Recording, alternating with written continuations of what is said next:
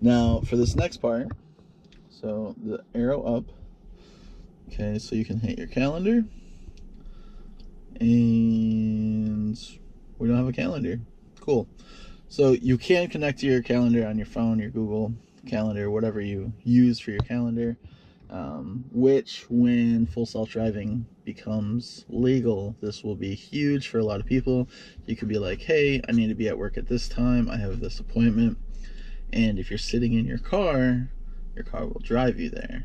If you're just sitting there for a long enough time, you can, I'm sure there's gonna be like a way to be like, hey, autopilot, drive me to my meeting, and then your car will drive you there eventually. That's not legal yet, so it can't happen yet. I'll hit this arrow up again. You can check out all your energy.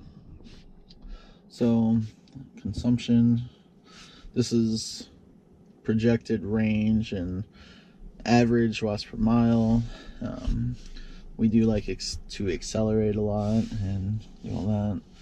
So we're projected 206 miles on a full tank, a full charge, roughly. And then because we do have the 75T, it's not the 100.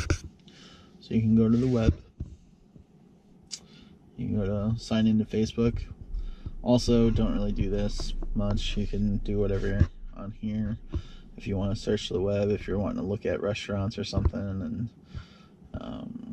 for your passenger more so than for the driver. But if you're stopped, you can look through. But you cannot watch videos in your car.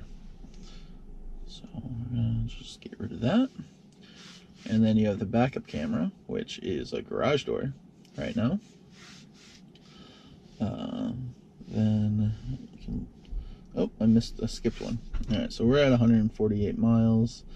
You can come into this area, you can open the charge port to completely do everything that you need to do right here. Like, you can set your limit. So, you know, say if you're going on a trip, you can go full charge, you can go 80%, and then, you know, if you're just doing your normal driving, whatever, we usually just go right about there. And then you can switch the current, the charge current, max of 48 amps. And then if you wanted, you could actually do scheduled charging as well.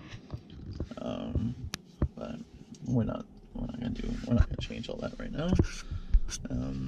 Since I did miss one, I missed the call. So if you look at the call, I like this because if you look at it, it's like an old-timey phone. And I just noticed that today, actually. Oops. So we're gonna go ahead and click on that.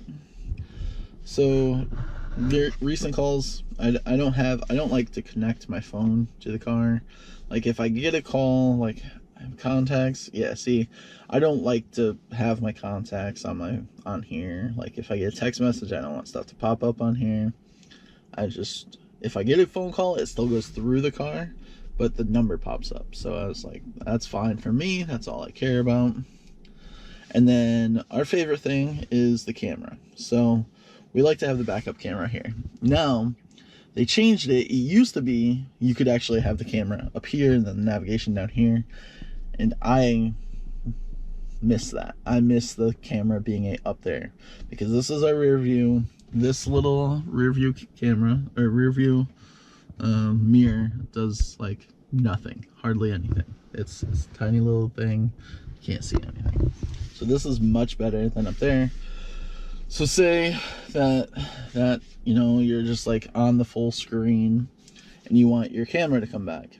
Well, that little arrow up, instead of clicking it or like tapping that and then going to camera, what you can do is just swipe up.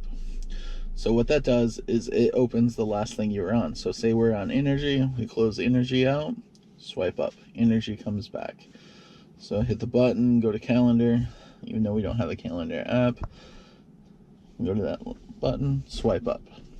It's an easy shortcut. So if, you know, like if you're like us and you like your camera being there, and something happens where you're like trying to get rid of the music, you want to just see the navigation, and then you're like, oh no, how do I get back? I don't want to sit here and try to fuss with it. You just do that, and then it's back. It's really easy.